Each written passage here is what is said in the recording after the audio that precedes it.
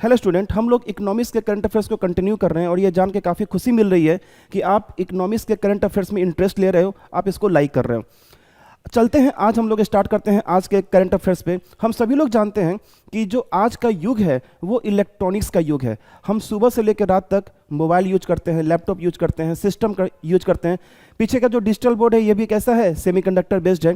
तो ऐसे बहुत सारे इलेक्ट्रॉनिक्स अप्लायंसेस हैं जिसका कि हम लोग इस्तेमाल डे टू डे लाइफ में करते हैं। लेकिन दो क्वेश्चन है, क्या आपको यह पता है ये किस मटेरियल पे बेस्ड होता है, साथ ही साथ ये किस टेक्नोलॉजी से बना होता है। तो मैं इसका सीधा सा आंसर बताता हूँ, ये बना होता है सेमीकंडक्टर बेस्ड होता है। मटेरियल जो यूज होता है वो सेमीकंडक्टर यूज होता है और सबसे जो ज़्यादा सेमीकंडक्टर यूज होता है वो सिलिकॉन यूज होता है। जनरली 3 टाइप के सेमीकंडक्टर यूज होते हैं, चाहे वो सिलिकॉन हो, चाहे जर्मेनियम हो या फिर गैलियम आर्सेनाइड हो। लेकिन जो अगर हम बात करेंगे सिलिकॉन की, तो सिलिकॉन का थर्मल स्टेबिलिटी बहुत ही ज़्यादा होता है, जिसकी वजह से हम सेमीकंडक्टर में सिलिकॉन मटेरियल का यूज करते हैं। तो ये तो हो गई बात सेमीकंडक्टर। लेकिन किस टेक्नोलॉजी से मिलके बना होता है, तो ये बना होता है very large scale of integration technology, जिसको हम लोग शॉर्टकट में बोलते हैं VLSI टेक्नोलॉजी। अब सबसे बड़ा सवाल यह है कि भारत इतना बड़ा मार्केट है इलेक्ट्रॉनिक्स का, जिसमें हम लोग असेंबल करते हैं, और ताइवान हो, जापान हो, चाइना हो, यहाँ से हम सामान मंगाते हैं, यहाँ पे हम असेंबल करते हैं और हम लोग परचेज करते हैं। तो भारत बहुत बड़ा इंपोर्टर है इलेक्ट्रॉनिक्स आइटम का। क्या होगा यदि ये सारा सामान यहीं बन जाए, चिप यहीं बन जाए, मेमोरी कार्ड यहीं बन जाए, मदरबोर्ड यहीं बन जाए, हार्ड डिस्क यहीं बन जाए। इनका सबसे बड़ा इम्पैक्ट ये होगा कि जितने भी इलेक्ट्रॉनिक्स गैजेट्स आप यूज करते हो, इन सब का दाम हाफ हो जाएगा। पूरे भारत में इसका दाम जो प्राइस है वो हाफ हो जाएगा। साथ ही साथ बहुत ही ज़्यादा मात्रा में ये एम्प्लॉयमेंट को क्रिएट करेगा। तो सेमीकंडक्टर के लिए इसीलिए भारत सरकार ने एक इनिशिएटिव लिया जिसका कि नाम है सेमीकंडक्टर मिशन। तो जो मेरा आज का करंट अफेयर्स है वो है सेमीकंडक्टर मिशन। सेमीकंडक्टर मिशन में क्या ये न्यूज़ में है, न्यूज़ में ये है, the Indian government recently approved setting up 3 new semiconductor plant. 3 नया सेमीकंडक्टर प्लांट इंडिया में सेंट्रल गवर्नमेंट ने अप्रूव किया है। जो कहाँ पर है, 2 गुजरात में है और 1 आसाम में है। 2 गुजरात और 1 आसाम में 3 सेमीकंडक्टर प्लांट को इंडियन गवर्नमेंट ने अप्रूव किया।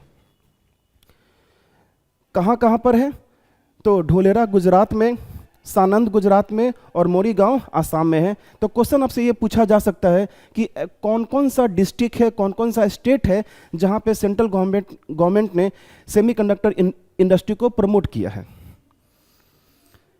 अब इससे जो जुड़ा जो स्टैटिक पोर्शन है, आपको पता होगा कि मैं जितने भी करंट अफेयर्स बताता हूं उन सब में मैं ये बताते चलता हूं कि इससे रिलेटेड आपके स्टैटिक पोर्शन कौन कौन से होंगे। तो एक है सेमीकंडक्टर, मैंने ऑलरेडी बोल दिया, जर्मेनियम, सिलिकॉन और गैलियम आर्सेनाइड के बारे में बोल चुका हूं। ग्लोबल सिनारियो, साथ ही साथ इंडिया इनिशिएटिव्स। ग्लोबल सिनारियो का मतलब है कि कौन सा देश है जो सबसे ज़्यादा सेमीकंडक्टर बेस्ड इलेक्ट्रॉनिक्स गैजेट्स को एक्सपोर्ट करता है, और इंडियाज इनिशिएटिव्स, इंडिया ने अपने खुद के लिए कौन कौन सा इनिशिएटिव्स लिया है, ये हम लोग इसमें सुनेंगे। आखिर सेमीकंडक्टर है क्या? तो सेमीकंडक्टर एक मटेरियल है जिसका जो प्रॉपर्टी होता है वो कंडक्टर और इंसुलेटर के बीच में होता है। साथ ही साथ ये बहुत ही सस्ता होता है, ये इजीली अवेलेबल होता है। 3 प्रकार के सेमीकंडक्टर हम लोग यूज करते हैं, जर्मेनियम यूज करते हैं, सिलिकॉन यूज करते हैं और गैलियम आर्सेनाइड यूज करते हैं। सबसे ज़्यादा हम लोग यूज करते हैं सिलिकॉन का, जिसकी थर्मल स्टेबिलिटी बहुत ही ज़्यादा होती है। आप सोचिए कि आपका मोबाइल लास्ट टाइम ऑफ कब हुआ था, आप कंटिन्यू 5 दिन 6 दिन तक मोबाइल यूज करते रहते हो। तो ये बना होता है किससे, सेमीकंडक्टर बेस्ड होता है, सिलिकॉन से बना होता है। सबसे ज़्यादा यूज हम लोग सिलिकॉन का ही यूज करते हैं और इसी का यूज करके हम लोग चिप बनाते हैं, ट्रांजिस्टर बनाते हैं, मेमोरी कार्ड बनाते हैं, हार्ड डिस्क बनाते हैं, प्रोसेसर बनाते हैं, और इन सबको एक जगह जब हम इकट्ठा कर देते हैं तो हमारा इलेक्ट्रॉनिक्स अप्लायंसेस बन जाता है। ठीक है,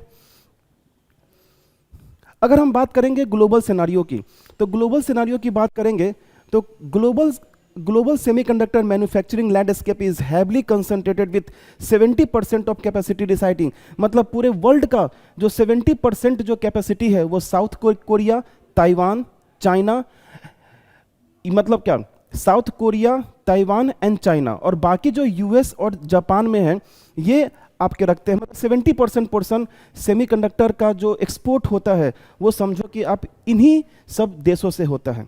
अगर हम बात करेंगे ताइवान और साउथ कोरिया, ताइवान और साउथ कोरिया अकेले कितना परसेंट कैप्चर किए हुए हैं? 80%। तो आप ये सोच सकते हो कि अगर ताइवान और साउथ कोरिया का अगर हाफ पोर्शन भी अगर हमारे इंडिया में मैन्युफैक्चरिंग होना स्टार्ट हो जाए तो इंडिया में जो अनएम्प्लॉयमेंट है वो अनएम्प्लॉयमेंट छू से खत्म हो जाएगा। India's initiative in this regard, तो इंडिया ने अपने सेमीकंडक्टर के लिए क्या क्या किया है, सेमीकंडक्टर इंडस्ट्री को प्रमोट करने के लिए क्या क्या किया है।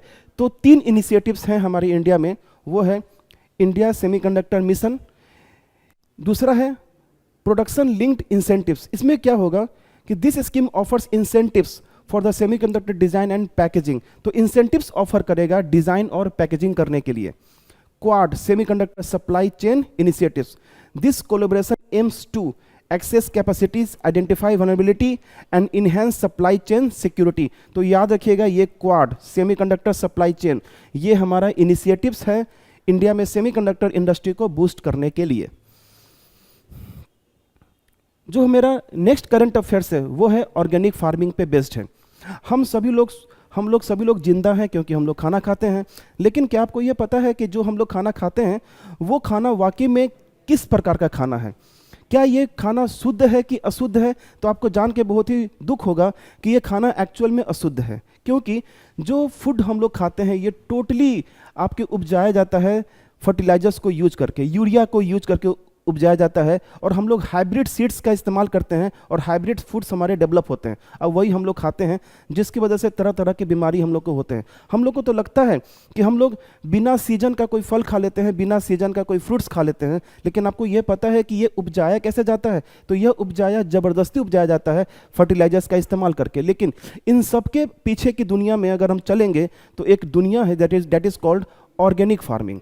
ये ऑर्गेनिक फार्मिंग ही हमारा करंट अफेयर्स है, और ऑर्गेनिक फार्मिंग से रिलेटेड जो करंट अफेयर्स है वो क्या क्या है? सबसे पहले आपको एग्रीकल्चर चैप्टर को रिकॉल करना होगा थोड़ा बहुत, उसके बाद आपको जानना होगा ऑर्गेनिक फार्मिंग कहते किसको है, फिर हम लोग को जानना होगा इंडियाज इनिशिएटिव्स, ऑर्गेनिक फार्मिंग के लिए इंडिया ने क्या क्या इनिशिएटिव्स लिया है। अपेडा के बारे में सुनेंगे।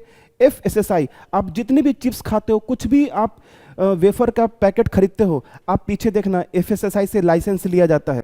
तो थोड़ा सा आपको अपेडा के बारे में जानना होगा, FSSAI के बारे में जानना होगा, और पार्टिसिपेटरी गारंटी सिस्टम के बारे में जानना होगा। चलते हैं हम लोग करंट अफेयर्स पे। तो करंट अफेयर्स क्या है? The agriculture and processed food product export development authority, APEDA. आपसे पहला क्वेश्चन तो यही, जितने भी स्टेट PCS हैं, स्टेट PCS में क्वेश्चन यही पूछा जा सकता है कि इस अपेडा का फुल फॉर्म क्या है। तो अपेडा का जो फुल फॉर्म है agriculture and processed food product export development authority, recently formed A dedicated organic promotion division highlighting India's growing focus on promoting organic export. तो जितने भी ऑर्गेनिक फार्मिंग से जो प्रोडक्ट डेवलप होंगे इनके एक्सपोर्ट से रिलेटेड ये न्यूज है हमारा। तो आप पहली बात तो आपको जानना है अपेडा के बारे में की डिटेल्स में। The food safety and standard authority of India, FSSAI, ये क्वेश्चन ऑलरेडी पूछा जा चुका है। FSSAI का फुल फॉर्म क्या है? The food safety and standard authority of India, FSSAI, is the apex food regulator. ये फूड रेगुलेटर का ये एपेक्स बॉडी है, responsible for seeing organic food domestically and for imports. ठीक है। इन 2017 FSSAI established the current certification system through the food safety and standard organic food regulation. मतलब 2017 में ये organic food से रिलेटेड एक सर्टिफिकेशन जारी किया जिसका नाम है food safety and standard regulations. Okay, तो ये था थोड़ा जब बहुत कि FSSAI ने इसके लिए क्या किया। थोड़ा सा हम लोग समझते हैं ऑर्गेनिक फार्मिंग, जैविक खेती किसे कहते हैं। देखिए, एक ऐसा फार्मिंग, शुद्ध हिंदी में एक ऐसा फार्मिंग जहाँ पे हम फर्टिलाइजर्स का इस्तेमाल नहीं करें, जहाँ पे हम खाद का इस्तेमाल नहीं करें, जहाँ पे हम नेचुरली हम लोग अगर फार्मिंग करेंगे उसको ही बोलते हैं ऑर्गेनिक फार्मिंग। जब आप एग्रीकल्चर चैप्टर पढ़ोगे उस एग्रीकल्चर चैप्टर में इस चीज़ को आप इन डिटेल्स पढ़ लेना।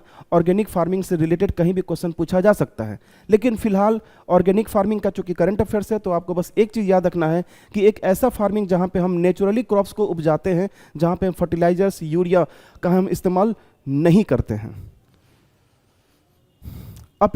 अपेडा के बारे में थोड़ा बहुत, इस्टेब्लिश्ड कब हुआ था? Established in 1986 under the agriculture and processed food product export development authority act 1985। तो ये इस एक्ट के तहत 1986 में इस्टेब्लिश हुआ था। करता क्या है? Operates under the ministry of commerce and industry. ये किसके अंदर में काम करता है? तो ministry of commerce and industry with head quarter in new Delhi. तो अपेडा का जो हेड क्वार्टर है वो हेड क्वार्टर कहाँ पर है? दिल्ली में है। अपेडा के कार्य, अपेडा करता क्या है? Export promotion and development. तो अपेडा का काम है एक्सपोर्ट प्रमोशन एंड डेवलपमेंट का काम है हमारा। Composition of APEDA authority, APEDA के कौन कौन से मेंबर हैं? तो जो पहला चेयरपर्सन है appointed by the central government appoint करती है। Agriculture marketing adviser to the government of India, इसको बोलते हैं एक्स ऑफिशियो मेंबर। और एक मेंबर होते हैं जो नीति आयोग को रिप्रेजेंट करते हैं। तो हमारे अपेडा में 3 मेंबर मुख्य रूप से पार्टिसिपेट करते हैं, काम करते हैं। अगर हम लास्ट बात करेंगे participatory guarantee system for India, तो ये participatory guarantee system for India क्या है? Implemented by ministry of agriculture and farmers welfare. Empower, ये करता क्या? आखिर ये पीजीएस है क्या? तो ये जितने भी ऑर्गेनिक फार्मर है, इन सारे ऑर्गेनिक फार्मर को इम्पावर करता है, फैसिलिटीज प्रोवाइड करता है। साथ ही साथ जो भी control over the certification process, जो भी सर्टिफिकेशन प्रोसेस है उसको वो कंट्रोल करता है। मतलब ये कि अगर बात ऑर्गेनिक फार्मिंग की हो रही है तो क्या जो फार्मिंग हो रही है वो मानक तत्वों पर है या फिर नहीं है? क्या वाकई में हम फर्टिलाइजर्स का इस्तेमाल कर रहे हैं? जो नॉर्म्स होना चाहिए वो नॉर्म्स वाकई में इंप्लीमेंट हो रहा है कि नहीं हो रहा है, ये इंपॉर्टेंट है। तो ये है हमारा पीजीएस। कौन सा? पीजीएस। तो हमने इस करंट अफेयर्स में हमने जाना किसके बारे में? अपेडा के बारे में जाना, हमने एफएसएसआई के बारे में जाना, हमने पीजीएस के बारे में जाना, ऑर्गेनिक फार्मिंग के बारे में जाना, और जो करंट अफेयर्स है ये हमने जाना। तो मिलते हैं हम लोग नेक्स्ट सेशन में और फिर से एक नया करंट अफेयर्स लेके आएंगे। साथ ही साथ मैं आपको यह बताते चलता हूँ कि किस करंट अफेयर्स से रिलेटेड कौन सा स्टैटिक पोर्शन आपके लिए इंपॉर्टेंट है। Okay, thank you.